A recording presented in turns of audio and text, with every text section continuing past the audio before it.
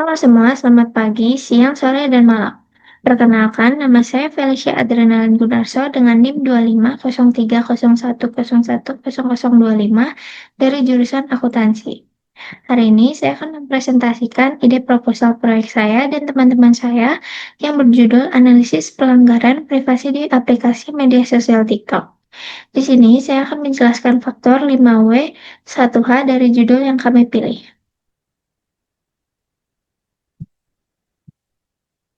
Yang pertama ada what atau apa. Pada bagian ini, kami akan menjelaskan jenis pelanggaran yang terjadi di TikTok. Pelanggaran privasi ini adalah pengiriman data pengguna dari Eropa ke luar negeri, yaitu China, tanpa adanya perlindungan data yang memadai dan tanpa transparansi mengenai lokasi penyimpanan data tersebut. Selanjutnya, untuk data yang dikirim mencakup informasi pribadi pengguna, seperti perilaku, kebiasaan menonton, lokasi, detail perangkat, bahkan wajah.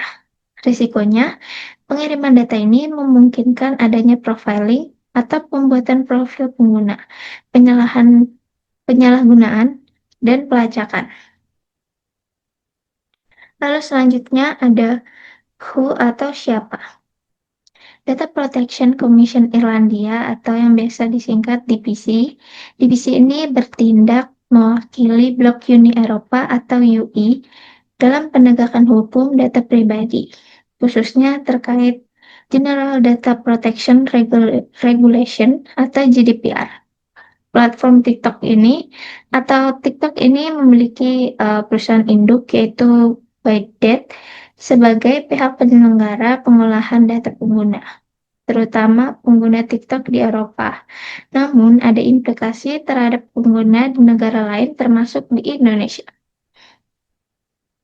Selanjutnya ada when atau kapan. Putusan denda di tahun 2025 ini, TikTok dijatuhi denda sebesar 530 juta euro atau sekitar 9,8 sampai 9,9 triliun rupiah oleh Uni Eropa karena melanggar GDPR. Adapun kasus pelanggaran data sebelumnya juga pernah terjadi di tahun 2023 di mana TikTok didenda karena kasus perlindungan data anak-anak. Selanjutnya ada where atau di mana. Pelanggaran terungkap melalui regulator di Uni Eropa. Data pengguna Eropa dikirim ke server di Cina tanpa perlindungan yang sesuai dengan standar GDPR. Kasus ini memiliki implikasi global, termasuk risiko bagi pengguna di luar Eropa seperti di Indonesia, karena praktik penyimpanan dan transfer data yang serupa mungkin diterapkan. Lalu selanjutnya ada why atau mengapa. TikTok dianggap gagal menunjukkan bahwa data pribadi pengguna dilindungi dengan standar yang setara seperti di UI. Ada potensi akses oleh pemerintah luar yaitu China terhadap data tersebut melalui undang-undang nasional mereka. Lalu juga ada kurangnya transparansi mengenai lokasi penyimpanan data dan proses transfer data ke luar negeri. Dan terdapat risiko penyalahgunaan data untuk profiling, manipulasi algoritma, pelacakan, atau intervensi asing terhadap opini publik. Selanjutnya ada how atau bagaimana. Adapun mekanisme transfer seperti TikTok mengirim data pengguna Eropa ke server di Cina tanpa perlindungan yang memadai dan tanpa perlindungan yang transparan. Meskipun sempat menyangkal, perusahaan kemudian mengakui bahwa sebagian data disimpan di Cina dan dapat diakses oleh staf di sana. Lalu, pengaturan privasi default atau bawaan yang kurang ketat, terutama untuk akun anak-anak, juga menjadi penyebab pelanggaran data pribadi dan perlindungan anak-anak. Selanjutnya, untuk implikasi untuk Indonesia. Indonesia merupakan salah satu pasar terbesar TikTok dengan jumlah pengguna yang sangat besar. Jika praktik transfer dan penyimpanan data yang sama seperti di Eropa terjadi di Indonesia, potensi kebocoran dan penyalahgunaan data bisa sangat besar.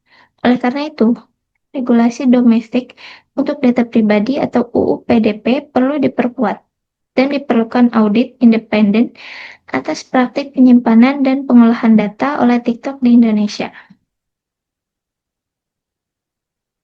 Lalu, untuk rekomendasi atau tindakan yang disarankan adalah pemerintah Indonesia perlu melakukan audit kepatuhan TikTok terhadap UU Perlindungan Data Pribadi atau PDP, memastikan TikTok memberikan transparansi penuh mengenai lokasi penyimpanan data, akses pihak ketiga, serta izin dan pengolahan data pengguna. Lalu diperlukan proteksi ekstra untuk pengguna anak-anak dengan pengaturan default tidak boleh publik, serta verifikasi usia dan kontrol orang tua yang efektif.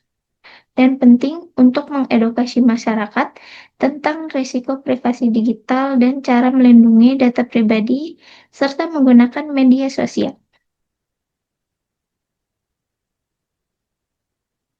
Kesimpulannya adalah pelanggaran privasi oleh TikTok bukan hanya isu teknis, tetapi menyangkut hak atas perlindungan data pribadi dan keamanan pengguna.